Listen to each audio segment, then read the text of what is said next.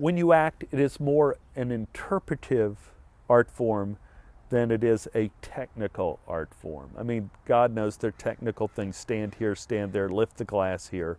You have to kind of remember what you did. That's technical. But the heart and soul of acting is interpretive. So what you need to do is constantly keep your mind, heart, and soul open to things you see in the world. I know it sounds very general, but you know, you watch CNN and you see the guy who lost his house in the tornado. And you watch him, and you watch what happens when you lose everything. And you see, oh, I get it. He's trying to be factual. He's trying not to cry. He's trying to not be emotional. And then you get a script, and you go like, oh, here's a case where the guy is trying to talk about his wife being murdered on Law and Order or one of these shows. And you go, I see, I can take that, and I see what I am trying to do is be factual. Let's see what happens if I take this approach to it, even if they put in the script holding back tears. And you know, one of the big mistakes actors always make is they think it's about emotion. It's not about emotion. Acting is about ideas and clarity of ideas. If your ideas are clear, your emotions will be clear. Here's a negative example.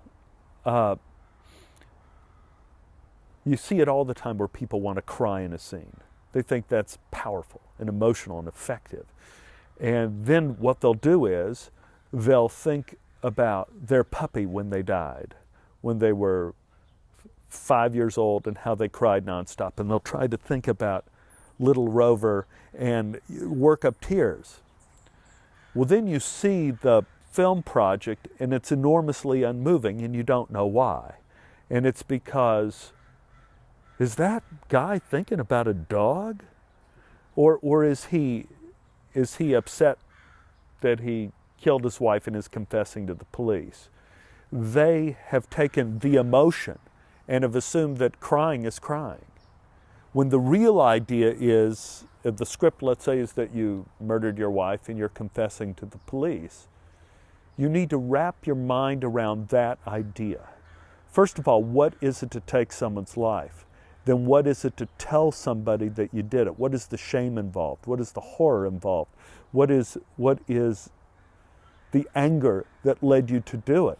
You wrap yourselves around those real ideas and not Rover dying when you're 5. Then you're trying to wrap your mind around some general emotion, and it stinks.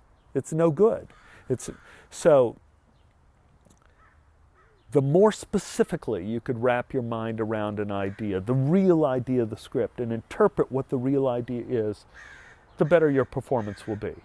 And you know, when I direct, I often see actors, and they'll get in, the one thing they'll go for is they'll try to be emotional with something. I said, don't. Because they're concentrating on their emotion. I'm having a fight with my wife. I don't know about you, but when you fight with your wife, you know, you try not to. You try to hold it all down, and then finally it comes out, and it's the theory of slope. When it comes, it comes. But if you press for a generalized emotion, you have this anger that looks like every Tony Soprano scene in the world. You know, it's like this, not that he's generalized, but you get this generalized thing of anger, again, of people performing stereotypes upon stereotypes of what they've seen in the movies instead of real life. When I'm playing a character, usually I'm thinking about, now do I have to lower my shoulder here? But what I've thought about beforehand, because usually the camera's over my shoulder shooting at someone else, they say, can you keep your legs flat? Okay, can you lean on your left? Can you lean on your right? When you're doing film, you're thinking about all that. But what I usually think about is this. This is beforehand.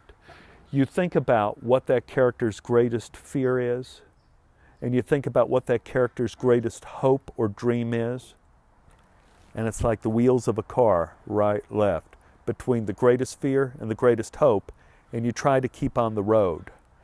And in any particular scene, you see how that formula applies to who you're talking to. Is this person someone I'm more afraid of, or is this person could give me something that I hope for? And what are the stakes? Usually the biggest mistake actors make is their stakes are too low. You got to turn up the volume a little bit in terms of your greatest fear or your greatest hope.